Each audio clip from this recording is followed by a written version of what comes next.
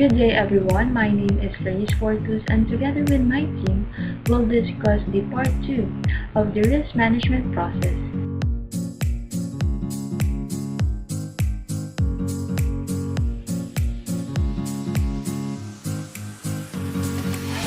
So let's start with stage number 4, risk evaluation.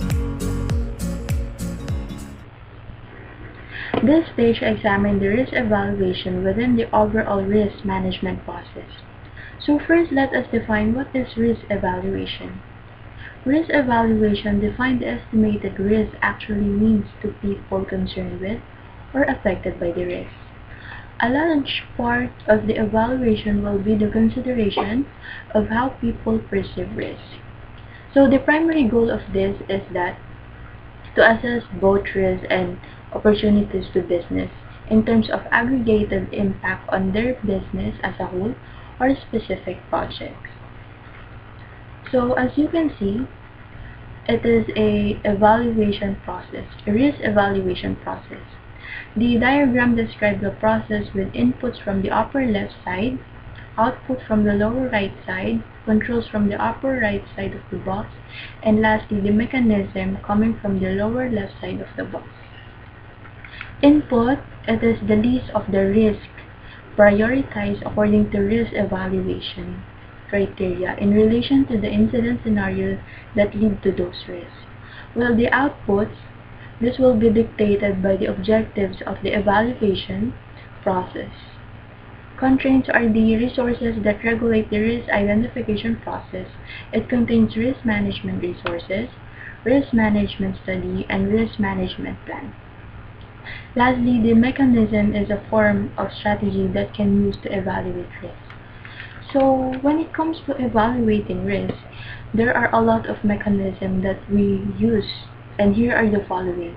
It includes probability trees, expected values, utility functions, decision trees, Markov chain analysis, and investment appraisal techniques. So first, let's proceed with probability trees. Diagrams are a very useful way of representing a problem in risk evaluation. We often use this to know if we are more likely to get risks or opportunities on an event that was planned. So this diagram shows all the possible events. The first event is represented by a dot. From the dot, branches are drawn to represent all the possible outcomes of the event. So as you can see in your screen, it is an example of tree diagram of a toss coin. The probability of each branch is written on its branch, while the outcome is written at the end of the branch. So how do we calculate the overall probabilities? First, we need to multiply the probabilities along the branches. The probability of head-head is 0.5 times 0.5 is equals to 0.25. Second, we need to add the probabilities from the column. Take note that all probabilities add should be equal to 1. The probability of getting this one head or one tail from the two tosses is 75% because 0.25 plus 0.25 plus 0.25 will be equal to 0.75. But it is also important to distinguish between trees that illustrate independent events and dependent events. Dependent events influence the probability of other events, or their probability of occurring is affected by other events. For example, getting into a traffic accident is dependent upon driving or riding in a vehicle, while the independent events are not affected by previous events. The previous example of a toss coin is an example of independent event. The coin does not know it came up heads before. The chance is simply 1/2 or 0.5. Just like any toss of coin, what did in the past will not affect the current toss.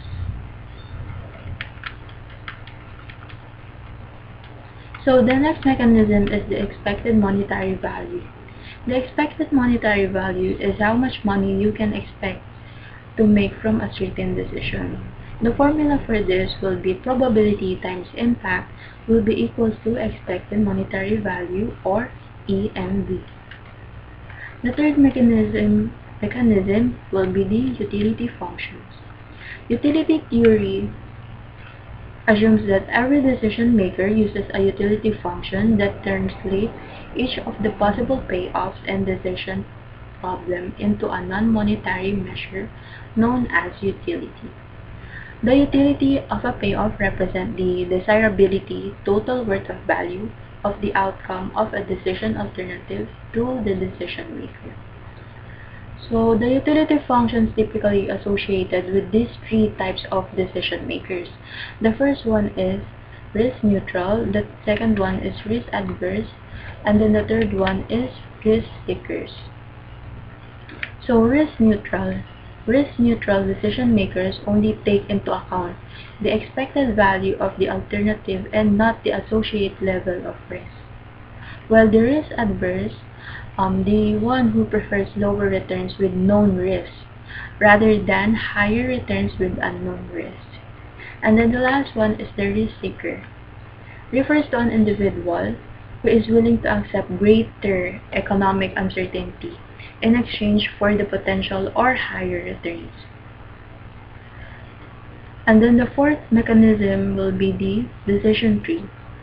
Decision tree provides a highly effective structure within which you can lay out options and investigate the possible outcomes of choosing those options.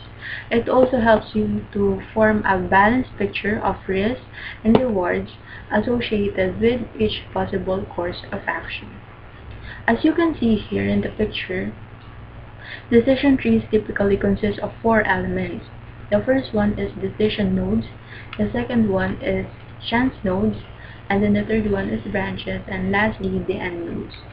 Decision nodes represent a square that indicates a choice that needs to be made, while the chance node represents a circle that is used to signify uncertain outcomes. These nodes are used to future results or not guaranteed.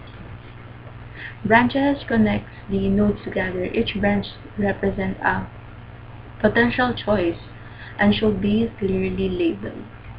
Lastly, the end nodes. End nodes represent the end of the diagram and it illustrates the final outcome. When formed together, these elements loosely resemble a tree, which the diagram gets its name. The fifth mechanism is the Markov chain analysis.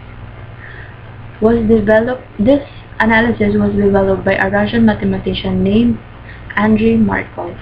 The benefits of this model is allowed the detailed representation of failure and repair processes, particularly when dependencies are involved.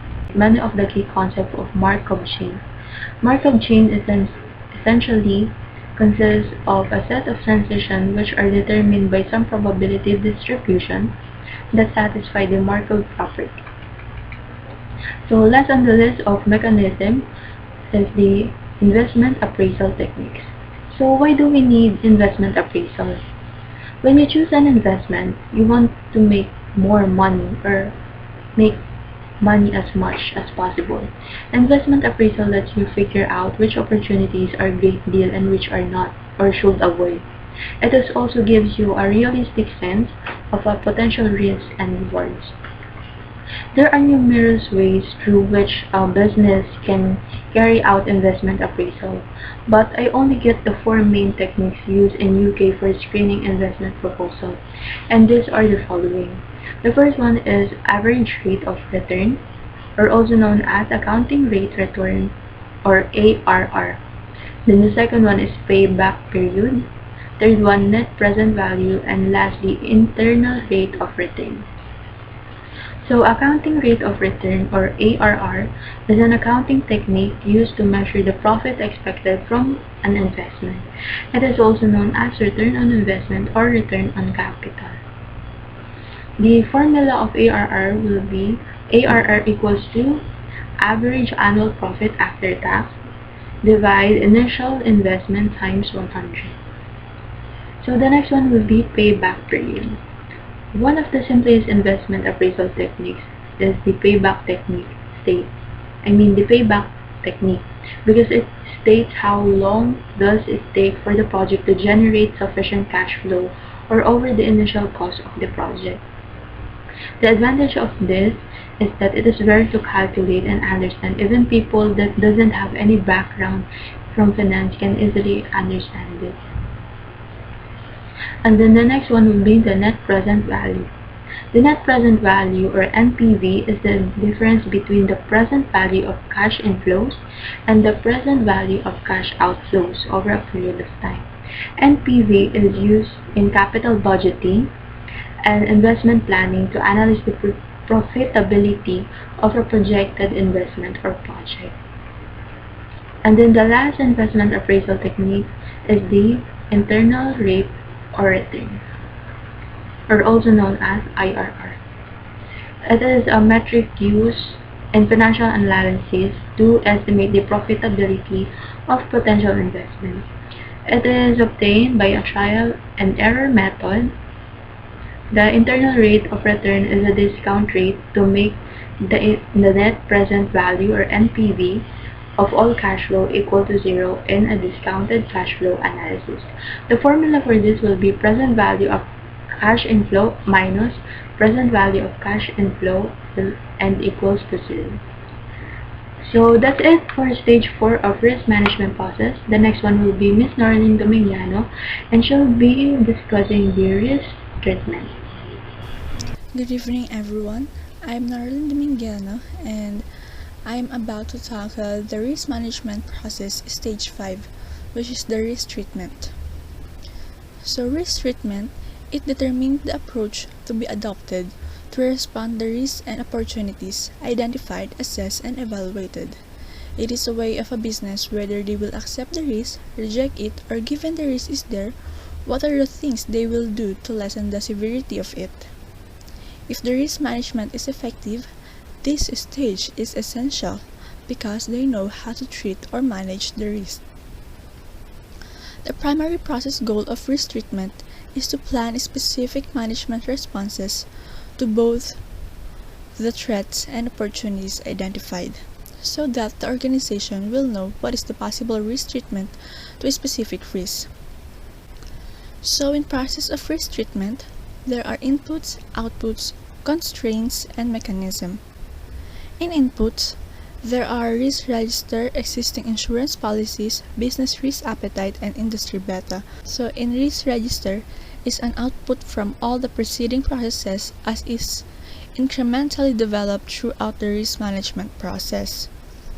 It contains the nature of the risk, reference, and owner, and mitigation measures.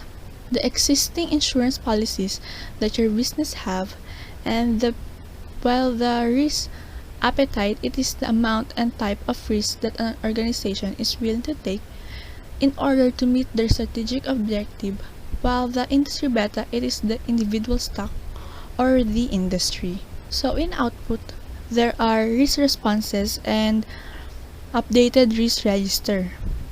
So when we say risk responses, it is a process of developing strategic options and formulating actions to enhance opportunities and eliminate or reduce threats to the project objectives. There is personnel who is responsible for the risk response. In the constraints are the business risk management culture. It is the system of values and behavior present in an organization that shapes the risk decisions of management and employees. Risk management resources. It is the available resources that the business need in taking or evaluating the risk. Risk management study and risk management plan, where one exists, regulate the risk process. The next is mechanism. Mechanism can be methods, tools, techniques, or other aids that provide structure to the process activities. There are two primary process mechanisms. First is the resolution strategy, and the second is the risk response flow chart. Resolution strategy, it is a company has a predefined plan that is designed to respond if a particular risk will happen again. While the risk response flow chart, it is a chart that illustrates their decision options that make them arrive on their final risk response category. There are also checklists if a company are willing to take the risk because, of course, a company will not just invest on something or accept an agreement without assessing that kind of risk because it might have negative effect on the company when a company is not ready to it. So next is the risk response strategies. Risk response strategies is a process that a company will do on all the risk that is in the risk register. There are 4 types of risk response, namely risk reduction, risk removal, risk reassignment, and risk retention. Risk reduction, also known as risk treatment or mitigation. It is also reducing the severity of loss, reducing its frequency, or making it less likely to occur. One of the forms of risk reduction is risk diversification. For example, company will not just put his investment on one industry, but instead they will allocate investment in various financial institutions, industries, and other category. So if ever there will be a problem on his investment A, the investment B, C, D will not greatly affected. The next is risk removal. The company will avoid, eliminate, exclude, and terminate the risk if it is anticipate a negative impact. There are 3 tests applied when risk removal occur. First is the opportunity. If there is a great opportunity on removal of risk, and the removal of opportunity will not be a loss. Second is business objective. When risks are being removed and by selecting of alternative course of action, is the activity now can satisfy the original business objective? The third is the cost. Thus, the cost removal of the risk has a greater value in a case that it is more likely to achieve the objective. And the next is risk reassignment, also known as transfer and deflection. It is a strategy where a company transfers a risk from one entity, business, or organization to another. There are 4 tests to apply in risk reassignment. First is the objective of the parties. The parties' motivation why they transfer or why they will accept the risk. The second is the ability to manage. If the recipient of the risk has the capacity to manage the risk and to do actions so that sooner or later the risk will be reduced or removed. The third is risk context. Understand what is the root of the risk so that you will know where will you transfer and who has the capability to manage the risk. And the fourth one is the cost effectiveness. Is the transfer of the risk will be a good idea that it will not result on a greater issues or problems. And lastly, the risk retention, also known as the acceptance, absorption, or tolerance. The company will just accept the risk because risk reduction, risk removal, and risk reassignment are not applicable to the threat, or it is good to take the risk. There are 3 tests to apply. First is the options. If the options are clear, that there are no possible alternative available. Second is the timing. It is important to regularly monitor and understand the context of the risk as well as the actions to be done to be able to not miss any alternative courses. And the third is the ability to absorb. If retaining the risk is fully accepted, the business will now look for ways and a lot of things to consider like the financial capability, the market share, company's reputation, and etc. And what will be the impact of it to the company. And that's all. Thank you. I hope you understand. I'm Bea Jade Fajardo and I'm going to discuss the risk management stage 6, which is the monitoring and review. So we're already finished to the first 5 steps in our risk management, and then we're going to monitoring and review. So here we can find the one of the most important details and process we should conduct to know if we are successful in the past steps. In this stage, we will identify the result in risk management process. So in this stage, we're going to see if we did it right, if we're gonna have a right result, and we can prevent those risks in an organization or in a business. So first, what is monitoring and review? Monitoring and review is an essential component of any adaptation planning and should not be neglected. Trigger indicators and performance indicators can be monitored, and the result used to determine when action should be implemented and to track the success of the adaptation plan. Effective monitoring and evaluation underpin the planning cycle. So, monitoring and review is critical to ensure the long-term success of climate adaptation, initiative, plans, and action. It can help to demonstrate accountability to stakeholders and communities. Its design is critically to ensure that information is used to inform decision-making, make appropriate adjustments, and report to stakeholders and decision-makers. Without a clear link between monitoring and decision-making, there is a risk that monitoring activities and resources will be seen as a drain on resources and discontinued. Risk has a dynamic context resulting from the constantly changing external and internal environment. Organizations must monitor not only risk but also the effectiveness and the adequacy of existing controls, risk treatment plans, and the process for managing their implementation. Trigger points can be identified and monitored, and when reached, can stimulate the implementation of the next action in a sequence. In identifying trigger levels for response, it is important to consider the time required for the decision to be made and implemented. This should include acknowledging the time that may be required for effective stakeholder engagement, or for any detailed investigation, design, and development of action that may be required. It helps you to learn from what you have planned and what has been done. It helps with considering what changes needed to be made or to your planning approach, your plan, and associated activities to get adaptation outcomes. Your monitoring program should include a variety of measurements which enable you to report to your organization and stakeholders about your activities. Monitoring should include outputs, immediate and short-term outcomes, and longer-term outcomes.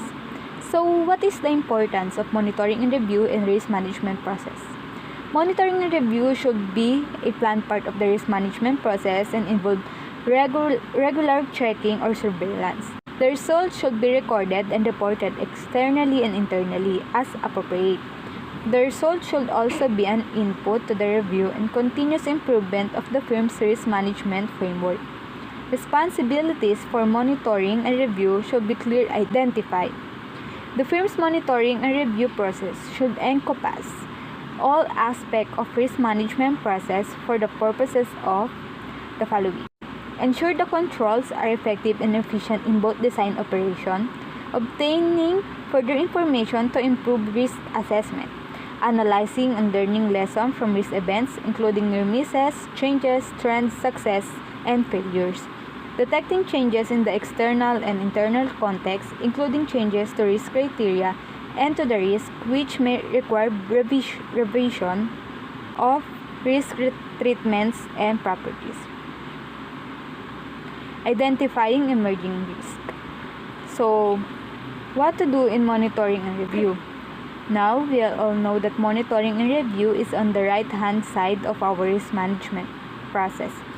And supposedly, monitoring and review is happening across the whole of the risk lifestyle.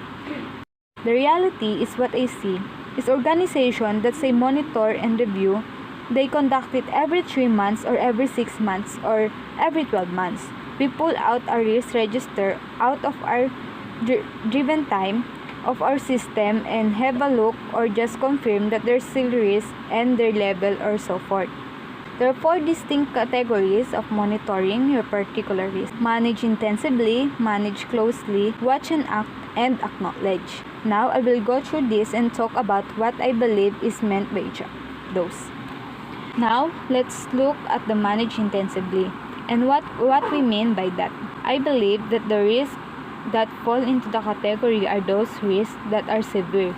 Example, it is extreme. We're looking at high likelihood, high consequences, but also those risks with highest level of consequences to the organization, regardless of the likelihood, because we really need to monitor those as well. We're also monitoring and scanning the internal and external environment constantly, within the organization to make sure or identify any of those triggers that might give an indicator that or an event is going to occur. So those people or those risk owners for the risk that fall into the category need to be looking and monitoring this particular risk always, basically non-stop. Then we've got managed closely, and I believe the risks that fall into this particular category are our high risk and also the risk with major consequences to the organization. Regardless of the likelihood in what we're doing, there is part of the monitor process for those particular risks. So when it comes to those two, the manage intensively and manage closely, the risk owners of all those risks can ill afford the pulling out of the risk register every 3, 6, or 12 months, because if you're waiting that long, those events are more likely to happen, or there are risks that might happen, there are problems that might occur.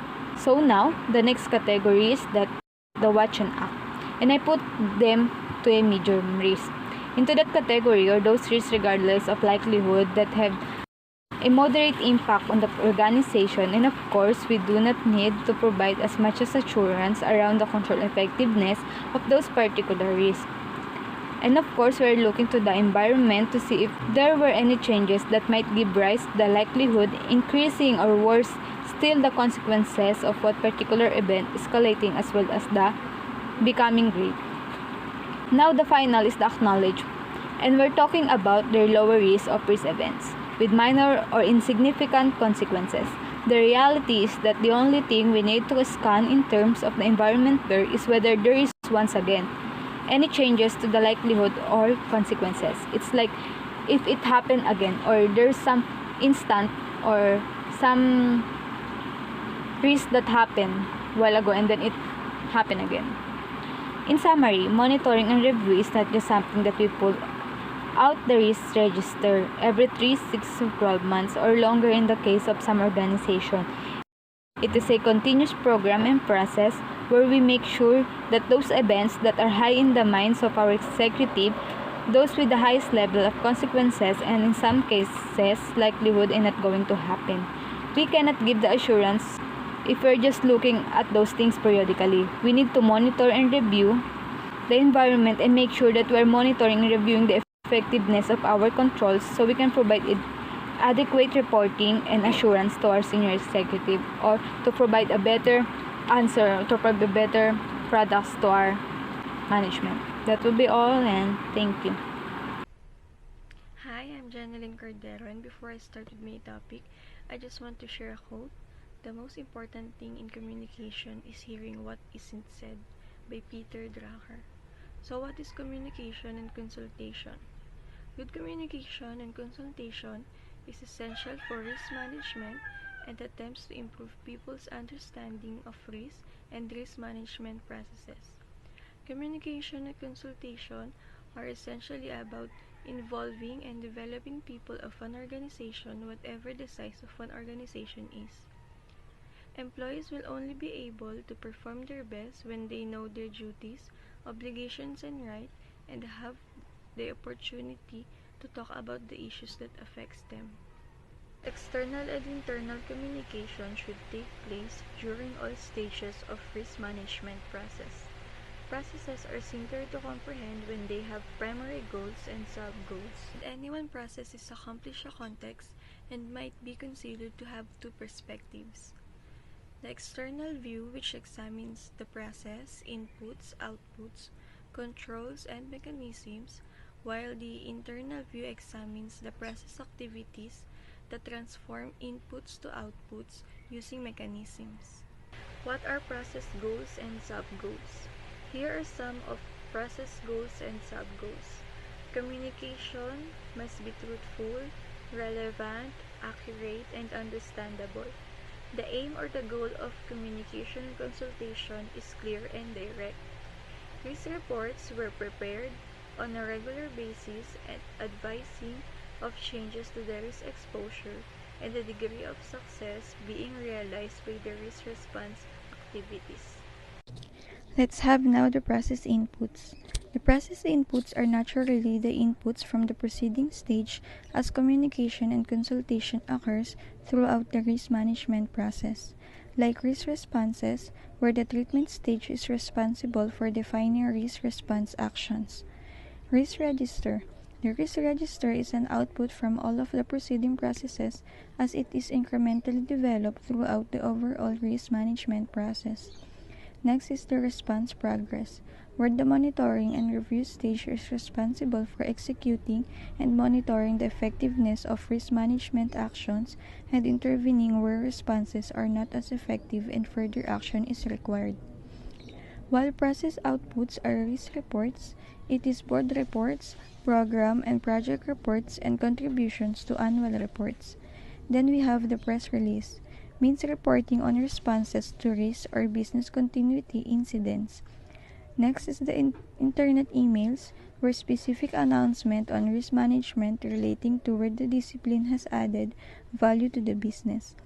And last is the internal newsletters, which reporting on new development in risk management such as changes in the political risk profile of different countries, commenting on press releases, providing updates on responses to individual incidents, and etc. We will go now on process mechanisms. Mechanisms can be methods, tools, techniques, templates, and other aids that provide supports to process activities. There are a number of process mechanisms for this stage, like generic communication and consultation plan, templates for newsletters or posters, and last is the project dashboard. Process activities. The activities of the communication and consultation process are the tasks undertaken to strive and to ensure that the risk management process overall is effective. Here are some of the activities. Creating risk management performance indicators for assessing and communicating risk management maturity. Communicating the benefits of risk management to stakeholders. Communicating accountabilities and responsibilities for managing risk throughout the organization. And last is establishing internal and external communication mechanisms. Let's talk about now the internal communication. A business should have an internal communication and reporting mechanism in order to support and encourage accountability and ownership of risk and opportunity management. This mechanism should ensure that the policy and any subsequent updates are appropriately communicated throughout the business. Risk information is stored in a way it is readily accessible to the business as a whole.